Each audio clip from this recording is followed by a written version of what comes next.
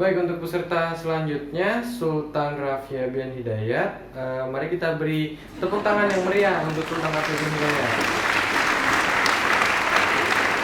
Terima kasih. Sebelumnya perkenalkan, nama saya Sultan Rafia bin Hidayat dari Sekolah Madrasah Alia Negeri 7 Jakarta. Pada kesempatan kali ini izinkanlah saya untuk menyampaikan pidato dan juga teks ceramah yang berjudulkan tentang ekonomi. Assalamualaikum warahmatullahi wabarakatuh. Alhamdulillahirabbil alamin wa bihi nasta'in ala umuri dunya waddin wassalatu wassalamu ala asyrafil anbiya'i wal mursalin wa ala alihi washabbihi ajmain. Amma ba'du. Ma'asyiral muslimin yang dirahmati Allah Subhanahu wa taala. Marilah kita sama-sama panjatkan puja dan puji syukur kita kepada kehadirat Allah Subhanahu wa taala yang telah melimpahkan rahmat, nikmat serta karunia-Nya sehingga kita bisa berkumpul pada kesempatan kali ini. Salawat serta salam tak lupa kita haturkan kepada baginda Nabi besar Muhammad Sallallahu alaihi wasallam beserta keluarga, sahabat, kerabat, serta pengikutnya. Semoga kita mendapat syafaatnya di yaumil akhir kelak nanti. Manusia diberikan kepercayaan oleh Allah Subhanahu wa taala sebagai khalifah di muka bumi ini beserta isinya. Tahukah kalian apa itu khalifah? Khalifah itu adalah tugas yang mana untuk memakmurkan bumi ini beserta isinya. Manusia diperkenankan untuk memanfaatkannya serta menjaga beberapa kebutuhan dasar hidupnya.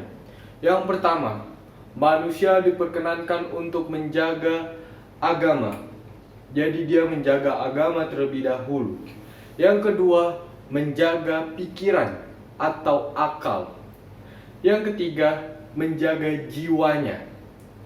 Lalu yang keempat, menjaga keturunan-keturunannya. Lalu yang terakhir, yaitu menjaga hartanya. Islam sangat mendorong umatnya untuk dapat selalu berusaha untuk mencari karunia Allah Subhanahu wa taala guna memenuhi kebutuhan hidupnya. Dan juga Islam melarang umatnya untuk semena-mena dan juga bermalas-malasan. Namun, tidak semua yang ada di muka bumi ini dapat manusia langsung gunakan. Diperlukan proses untuk manusia bisa menggunakan dari manfaat tersebut. Ada satu cara untuk upaya dalam mengatasi permasalahan ini, yakni memproduksi segala sesuatu yang mana sesuai dengan kebutuhan hidup manusia. Dalam Islam, produksi itu memang ditujukan agar dapat memberikan kemaslahatan tidak hanya bagi dirinya sendiri, namun bagi seluruh umat manusia yang ada di muka bumi ini. Menjaga kelestarian lingkungan hidup merupakan suatu bentuk kewajiban, suatu kewajiban manusia sebagai bentuk wujud rasa syukur kita terhadap nikmat yang diberikan oleh Allah Subhanahu wa taala. Lalu, adanya kerusakan terhadap kelestarian lingkungan hidup seperti yang kita ketahui, hal tersebut bisa terjadi bila dua hal. Yang pertama, memang atas ketentuan Allah Subhanahu wa taala itu sendiri. Misalnya, seperti gunung meletus atau tsunami atau gempa bumi dan bencana alam lainnya. Nah, yang kedua ini yang paling penting, poin yang sangat akan kita bahas pada pidato ini, yakni dari manusia itu sendiri. Misalnya, dari desakan ekonomi, lalu dari sifat serakah manusia.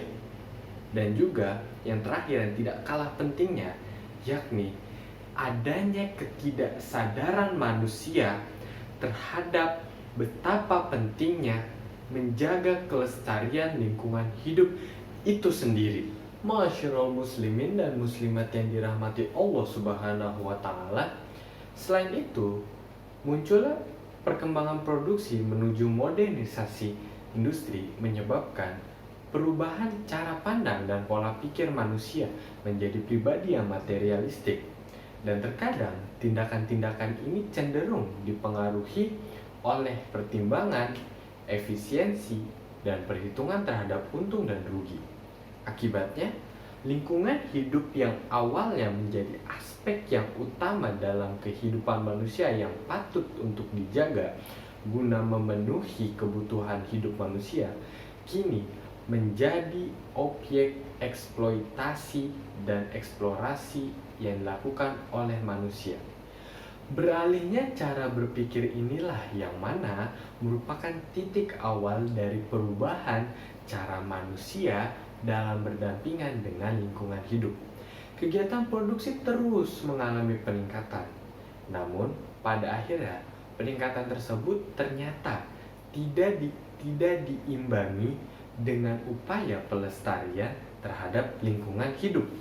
Di sisi lain juga timbul sebuah problem berupa limbah yang mana merupakan dampak lain dari kegiatan produksi, dan sifatnya ini mengotori udara, mengotori air, dan juga mengotori lingkungan hidup yang ada di sekitar manusia. Nah, hal-hal inilah yang memang menyebabkan penurunan terhadap kualitas lingkungan hidup. Berbagai aneka limbah kian bertambah dengan semakin perkembangan zaman dan juga perkembangan industri. Berbagai aneka limbah ini semakin kian bertambah, dan limbah-limbah ini membutuhkan waktu yang cukup lama untuk dapat diuraikan. Dan juga ada beberapa limbah yang cukup berbahaya karena zatnya bisa berupa zat beracun, zat radioaktif, dan lain sebagainya, yang mana penanganannya ini membutuhkan keahlian khusus dan juga membutuhkan waktu yang cukup lama juga untuk pemulihannya. Dalam Islam, keutamaan produksi adalah bagaimana dapat diterapkannya akhlakul karim pada setiap aktivitas produksinya, yang mana akan mencerminkan suatu hubungan yang baik antara manusia dengan lingkungan hidupnya, yang mana sebagai bentuk wujud dari tanggung jawab manusia sebagai khalifah di muka bumi ini. Tujuan produksi adalah terciptanya maslahah guna mencapai falah dalam kehidupan manusia. Nah, untuk mencapainya ada beberapa poin dari nilai-nilai penting yang patut untuk kita perhatikan. Yang pertama, yakni mencegah segala upaya yang mana memang menimbulkan suatu kerusakan di muka bumi. Lalu yang kedua ini arif dalam menggunakan sumber daya alam, yang mana tidak berlebihan dan tidak serakah dalam penggunaan sumber daya alam dan tetap pada ukurannya. Lalu yang ketiga ini adalah inovasi yang syarat akan manfaat. Jadi produksi ini selalu ada inovasi yang menimbulkan penuh dengan manfaat. Nah, yang terakhir ini selalu melandasi pada setiap aktivitas produksi dengan moral dan juga akhlak yang mulia. Masyarul muslimin dan muslimat yang dirahmati Allah Subhanahu wa taala, terdapat kaidah usul fikih yang berbunyi sesuatu yang mendukung terwujudnya kewajiban adalah wajib pula hukumnya. Jadi, kebutuhan dasar manusia yang mana terjaganya agama, akal, jiwa, keturunan, dan harta ini sangat terkait erat dengan lingkungan hidup. Tanpa lingkungan hidup yang baik, maka untuk mewujudkan kebutuhan dasar manusia tersebut tentunya akan menjadi sulit. Nah, sehingga melestarikan lingkungan hidup adalah wajib seiring dengan wajib terpenuhinya kebutuhan dasar manusia tersebut yang ada 5 tadi yang sudah dijelaskan. Pertama, Melestarikan lingkungan hidup adalah upaya dalam menjaga kualitas beragama. Allah Subhanahu wa Ta'ala melarang segala hal, upaya, bentuk yang menimbulkan suatu kerusakan terhadap lingkungan hidup. Lalu, melanggar perintah Allah Subhanahu wa Ta'ala sama halnya dengan mengikis substansi keagamaan yang benar. Kedua, melestarikan lingkungan hidup adalah upaya dalam menjaga jiwa. Merusak lingkungan hidup di muka bumi ini akan menimbulkan dampak yang membahayakan bagi kehidupan manusia di muka bumi. Jadi, kehidupan manusia akan terpelihara seiring dengan terpeliharanya lingkungan hidup yang ada di bumi tercinta ini. Ketiga, melestarikan lingkungan hidup adalah upaya menjaga keluhuran akal. Allah Subhanahu wa Ta'ala telah menciptakan bumi sebagai tempat hidup untuk manusia. Rasanya tidak masuk akal apabila manusia merusak bumi yang mana manusia tersebut hidup di dalamnya. Yang keempat, melestarikan lingkungan hidup adalah bentuk dari menjaga keberlangsungan dari keturunan. Mengapa bisa dikatakan seperti ini? Karena merusak lingkungan hidup itu sama saja kita memberikan contoh terhadap generasi penerus, terhadap praktik keimanan, lalu akhlak dan juga keilmuan yang tidak baik bagi generasi penerus. Oleh karena itu, menjaga lingkungan hidup merupakan salah satu upaya dalam menjadikan generasi penerus menjadi generasi yang kuat, baik dari segi keimanan, akhlak, dan juga ekonomi serta ilmunya. Yang kelima atau yang terakhir, melestarikan lingkungan hidup adalah upaya untuk menjaga agar terpenuhinya kebutuhan materi manusia atau harta. Bumi dan isinya merupakan harta yang wajib kita jaga, kita lestarikan demi kelangsungan hidup manusia, yang mana merupakan sebuah karunia yang diberikan oleh Allah Subhanahu wa Ta'ala. Caranya cukup simpel. Yang pertama, kita melestarikan lingkungan kehidupan. Lalu yang kedua, kita mencegah atau menghindari dari hal-hal yang memang merusak lingkungan hidup. Lalu yang ketiga ini menumbuh kembangkan produk-produk yang mana memang dihasilkan darinya, dari lingkungan hidup. Nah, yang terakhir ini adalah pemerataan manfaatnya kepada seluruh umat manusia. Jadi tidak boleh egois, tidak boleh serakah, harus ada pemerataan manfaat kepada seluruh umat manusia. Ma'asyiral muslimin dan muslimat yang dirahmati Allah Subhanahu wa Ta'ala, problematika lingkungan hidup saat ini hanya bisa dituntaskan secara bersama-sama, yang mana memang melibatkan banyak pihak. Selain itu juga diperlukan upaya-upaya yang melibatkan sinergitas dari ulama, pemerintah, terus juga masyarakat, dan lain sebagainya. Dan juga Islam sendiri telah memberikan petunjuk-petunjuk tentang betapa pentingnya melestarikan lingkungan hidup, dan juga telah memberikan gambaran-gambaran akan dampak yang terjadi apabila terjadinya kerusakan terhadap lingkungan hidup. Kesadaran tentang hal ini membutuhkan pengawasan dan sanksi bagi yang melanggar tentunya. Salah satu sarana yang paling tepat adalah dengan penerapan hukum dan undang-undang tentang lingkungan hidup dengan perantara pemerintah.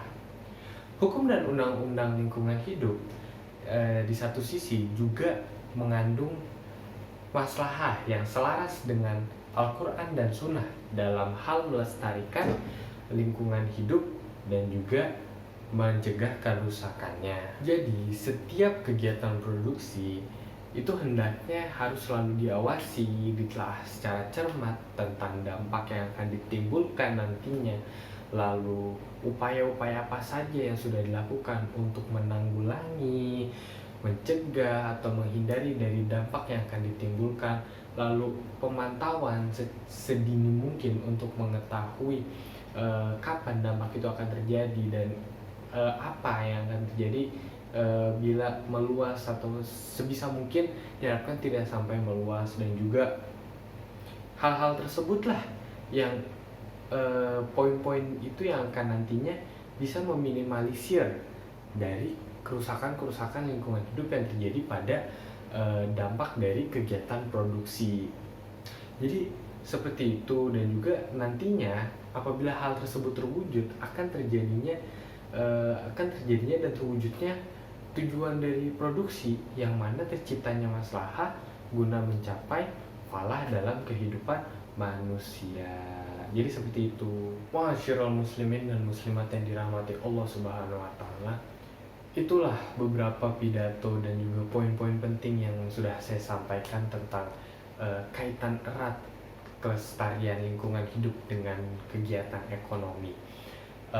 Itulah beberapa poin-poin yang sudah saya sampaikan. Semoga kita semua dalam lindungan Allah Subhanahu wa taala, dan semoga poin-poin yang sudah saya jelaskan dapat terwujud dengan baik di kehidupan nyata. Dan tentunya saya berharap semuanya yang telah mendengar tentang pidato ini mungkin bisa mewujudkan dari perbuatan-perbuatan tersebut. Wabillahi taufiq wal hidayah. Wassalamualaikum warahmatullahi wabarakatuh. Mohon maaf sekali apabila ada kesalahan. Sampai jumpa di lain pidato. Dadah.